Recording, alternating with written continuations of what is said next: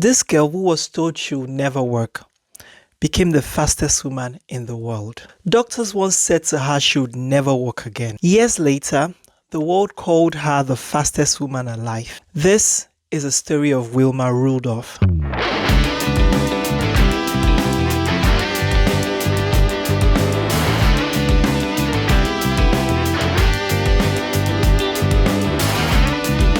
Hi everyone, I'm Remilekun Idowu and welcome back to my channel. A space where we share powerful stories with real lessons about life, faith, mindsets, and emotional growth. To my returning family, thank you for always coming back. You're the reason this page keeps breathing. If you're new here, you're welcome. Please subscribe, like, share, and drop a comment because it helps the story reach someone who needs it. Also, if you love this kind of stories, you find a playlist of my previous stories at the top of your screen.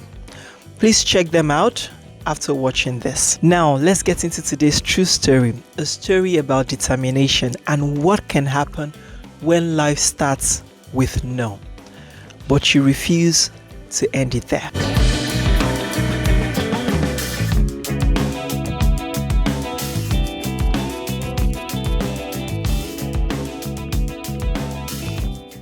Wilma Rudolph was born in 1940 in Clarksville. So, she was one of 22 children. Yes, you heard that right. 22. And I'm sure that alone tells you something.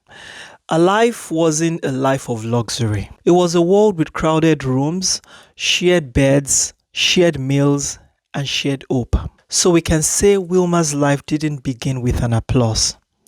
It clearly began with survival. She was born premature, really small and fragile. Sickness followed her childhood like a shadow that refused to leave. It was from scarlet fever to pneumonia, then came polio. Polio didn't just weaken her.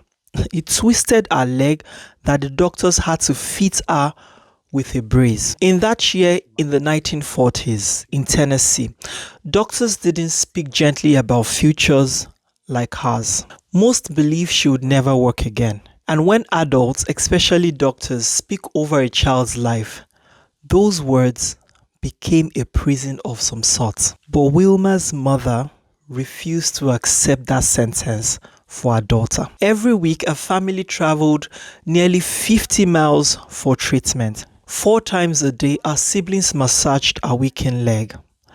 That wasn't done with glamorous work or dramatic tool, but with just consistent love. And progress wasn't a miracle. It was millimeter by millimeter. For years, Wilma watched other children run outside while she stood still. And sometimes the hardest pain isn't physical.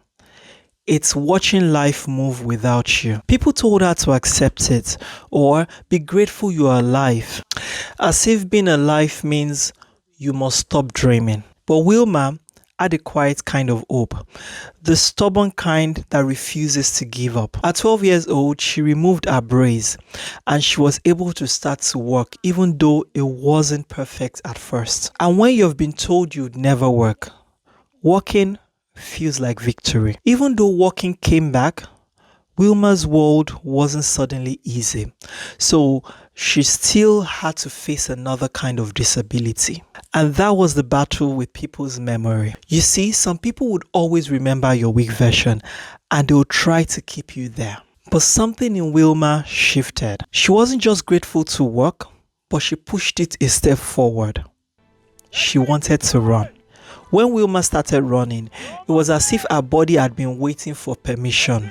She wasn't average fast. She was blow fast. The kind of speed that makes a coach pause mid-sentence. She eventually trained under legendary coach Ed Temple at Tennessee State University, where discipline was strict and excuses were not entertained. He didn't see a former polio patient. He saw potential. At just 16 years old, Wilma qualified for the 1956 Summer Olympics. Let that sink in for a second. A girl who once had polio and wore leg braces, now on the Olympic stage. That year, she won a bronze medal in the 4x100 relay. But history wasn't finished with her. Not yet, because the real movie movement came later when she returned for the 1960 Rome Olympics. 4 years later, at the 1960 Summer Olympics, everything changed. The world was watching. The pressure was suffocating. She faced heavily favored European sprinters. One false start, one stumble, one mistake, and the narrative would snap back to, "See? We knew." She went all out and ran the 100 meters, then got a gold medal. She ran the 200 meters, won gold again. Now the world was holding its breath. Then came the 4x100 relay. There was a shaky baton exchange at the beginning, a split second where history could have slipped through their fingers. But the handoff connected, and so did destiny. Then won the third gold medal. Wilma Rudolph became the first American woman to win 3 gold medals in track and field at a single Olympic Games. It was a powerful record, from braces to gold, from never walk to can't be caught. Standing on that podium, hearing the national anthem, imagine what must have flashed through her mind.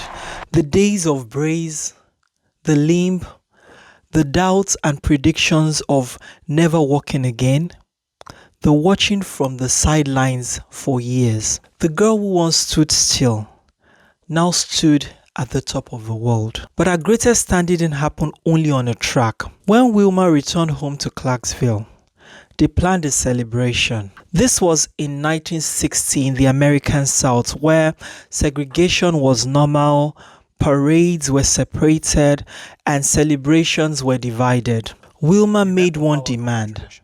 She would not attend if the event was segregated. Read that again. At the height of her fame, at the peak of praise, she refused to shrink. It will be integrated, or she wouldn't show up. And it was. Her homecoming became the first integrated public event in her town's history.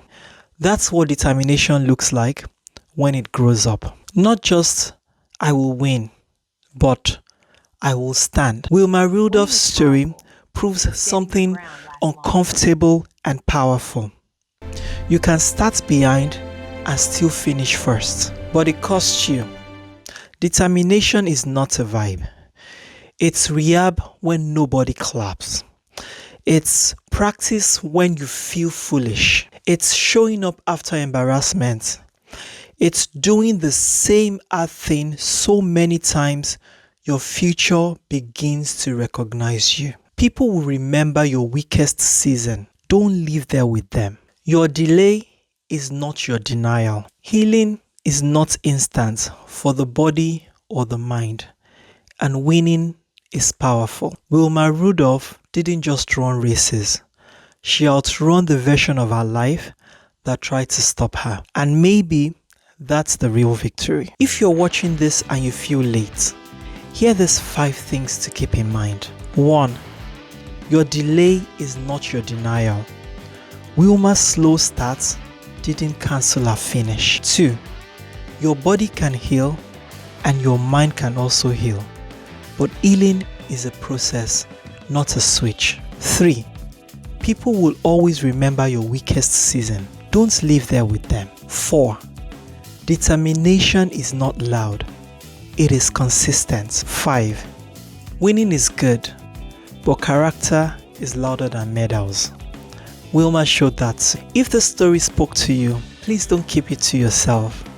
Like this video, subscribe to the channel, share it with someone who feels behind, and drop a comment. I am Remilekun Idowu, and as you step into this weekend, I want to leave you with this. You don't need to move at everyone's pace. You need to move with your own purpose. Have a strong weekend ahead. Stay wise.